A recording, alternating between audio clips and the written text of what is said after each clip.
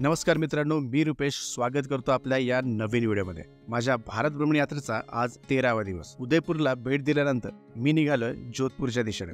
सकाळी 6 वाजता उदयपूर इथून निघाल्यानंतर 12:30 वाजता मी जोधपूरच्या बस स्थानकावर पोहोचलो आणि तिथून ऑटो करून 15 मिनिटात हॉस्टेलला पोहोचलो। लगेच तयारी करून मी पोहोचलोय जोधपूरच्या सुप्रसिद्ध सरदार मार्केटमध्ये।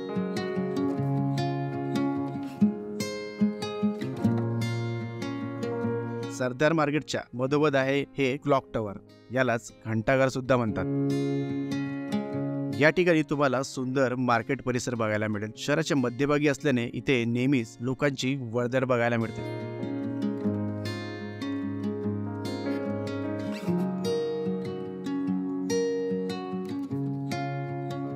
25 रुपये प्रवेश शुल्क देऊन तुम्ही या घंटाघराचे आतले भाग बघू शकता।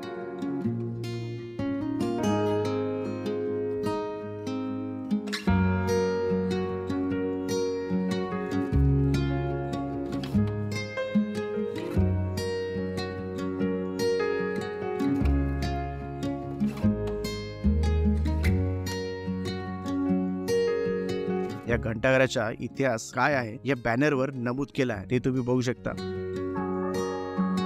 तर ही घडी 1910 मध्ये 3 लाख रुपये खर्च करून राजा सरदार सिंह यांनी बनवली आहे। 100 फूट उंच असलेले हे घंटाघर खरंच बघण्यासारखे आहे। इथे लावलेल्या घडीला प्रत्येक गुरुवारला चावी देऊन सुरू करण्यात येते। या घडीचा आतला भाग तुम्ही इथे बघू शकता।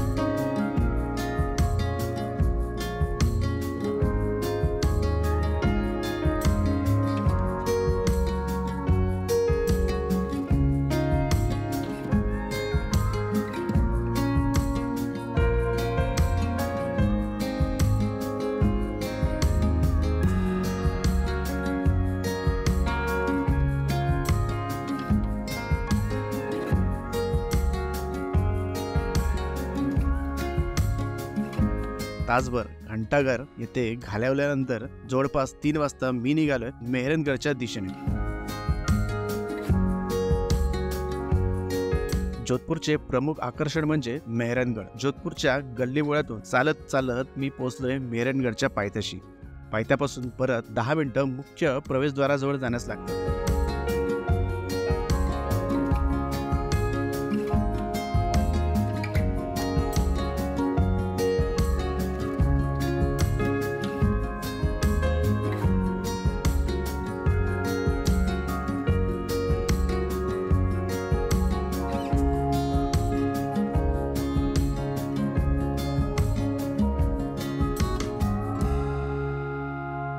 इथे आल्यानंतर इथली तुफान गर्दी बघून मला जरा धक्काच बसला, पण नवरात्रीचा उत्सव असल्याने इथल्या चामुंडा देवीच्या दर्शनासाठी लोकांनी खूप गर्दी केली होती।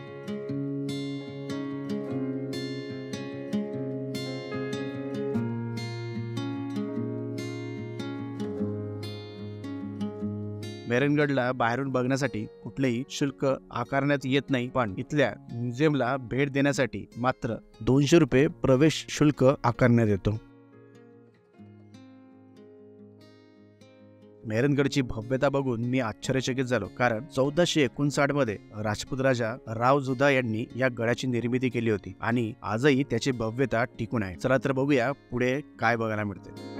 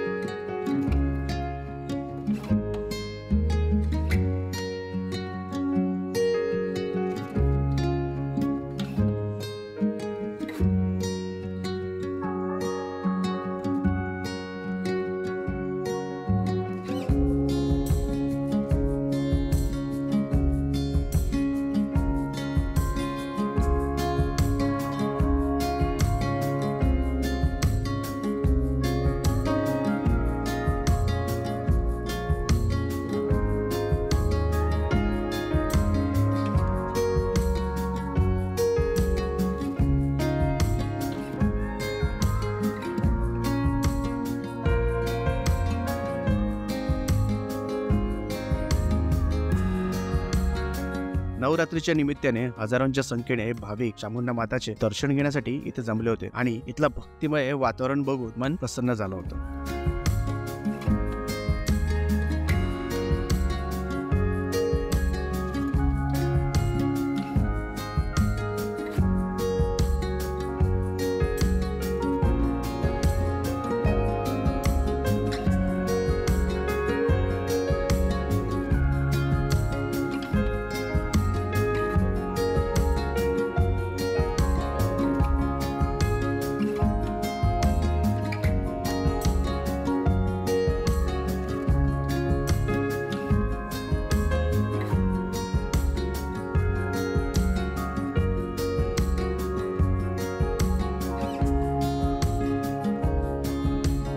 चामुंडा मातेचं दर्शन घेतल्यानंतर मी आलोय इथल्या म्युझियमला भेट द्यायला. चला तर बघूया या म्युझियम मध्ये काय दडलंय.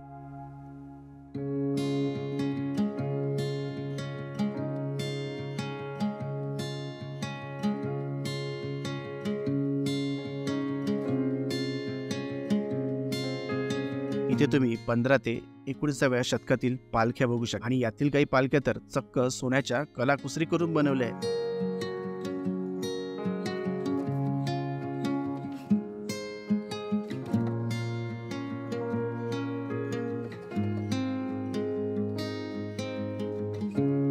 शनिवारचा दिवस असल्याने इथे विदेशी पाहुण्यांसाठी खास मेजवानीचे आयोजन करण्यात आले होते.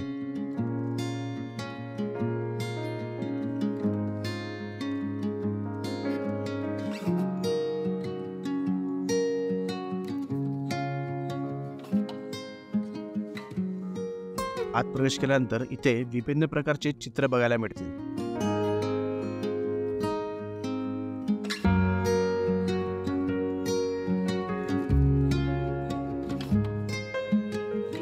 आणि यात वापरलेली रंग कशाचा वापर करून बनवण्यात आली आहेत हे सुद्धा बघायला मिळेल.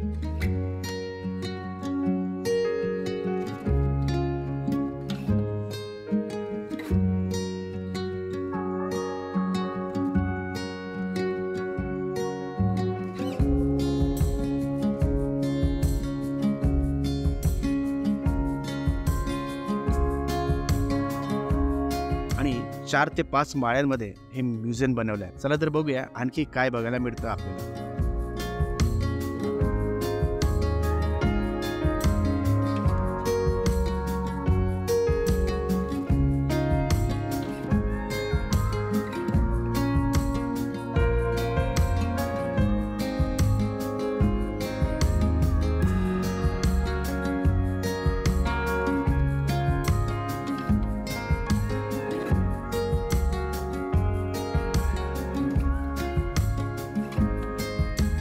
इथे राजपूत राजांनी वापरलेली शस्त्रे सुद्धा बघायला मिळतील.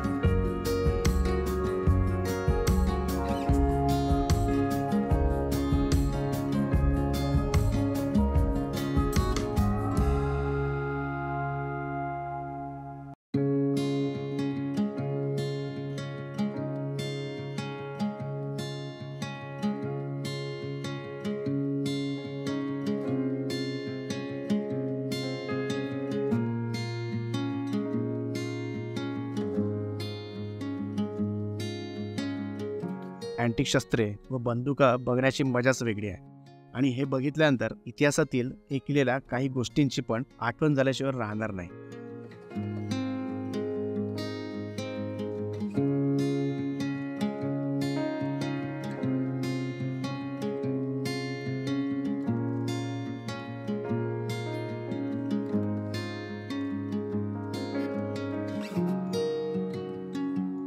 बेरनगडच्या पायथ्याशी जे ठिकाण तुम्ही बघत आहात इथे मणिकर्णिका या हिंदी चित्रपटाचे चित्रीकरण करण्यात आले होते. या गडाशी जुडलेली एक आख्यायिका अशी आहे की या ठिकाणी आधी चिडियानाथजी यांचे वास्तव्य होते व या जागेला बकूर चिडिया या नावाने ओळखले जायचे, कारण या पहाडीवर भरपूर प्रमाणात पक्ष्यांचा वास होता. असं म्हटलं जाते की स्वतः श्री कर्णिमाता यांनी या गडाची पायाभरणी केली होती.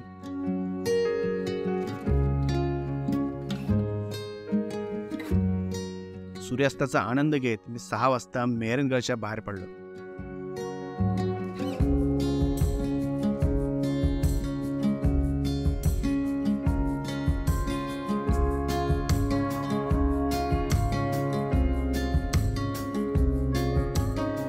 या शहराची आणखी एक विशिष्ट बाब म्हणजे यात तुम्हाला निळ्या रंगाची घरं बघायला मिळतील. म्हणूनच जोधपूरला ब्लू सिटी या नावाने सुद्धा ओळखले जाते.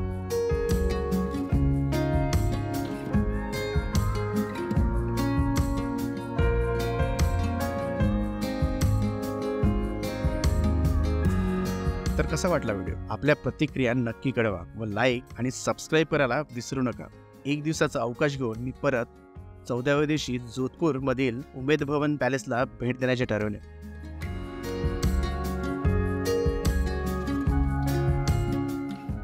सकाळी 10:30ला मी उमेद भवन पॅलेसला पोहोचलो.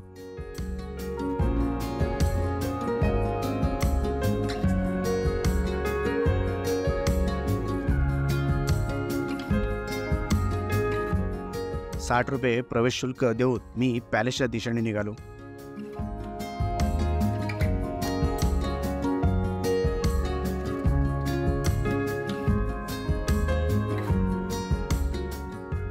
महाराज उमेद सिंग यांनी 18 नोव्हेंबर 1929 मध्ये या पॅलेसचा पाया रचला आणि 1943 मध्ये याचे काम पूर्ण केले. या पॅलेसमध्ये 347 खोल्या आहेत आणि आजही महाराज उमेद सिंग यांचे नातू गजसिंग इथे आपल्या परिवारासोबत राहतात. या म्युझियममध्ये राजघराण्यातील वापरातील वस्तू प्रदर्शनासाठी ठेवले आहे. उमेद सिंग यांचा इतिहासाबद्दल पण आपण इथे जाणून घेऊ शकतो. चला तर बघूया या पॅलेसमध्ये काय बघायला मिळते आपल्याला.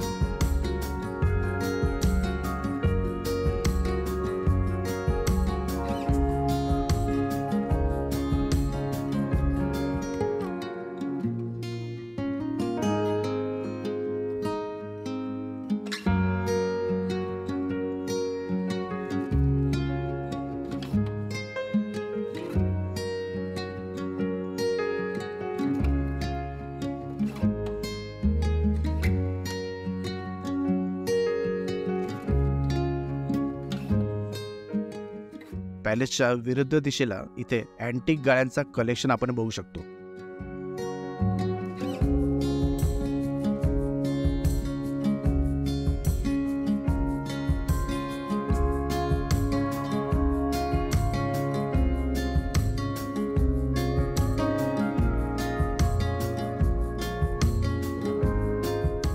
या चारचाकी गाड्या बघून आपल्याकडे पण यासारखी एखादी असावी अशी इच्छा झाल्याशिवाय राहणार नाही.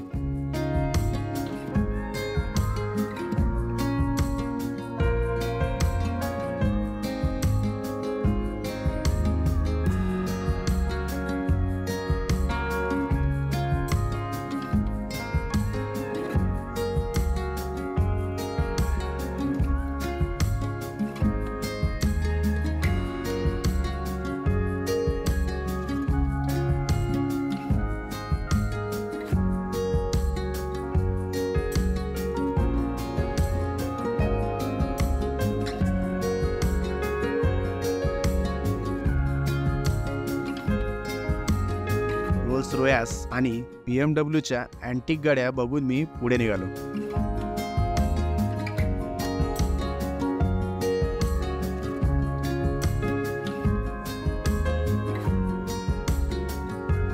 इथे सोव्हिनियर शॉप्स पण आहेत, ते पण तुम्ही बघू शकता.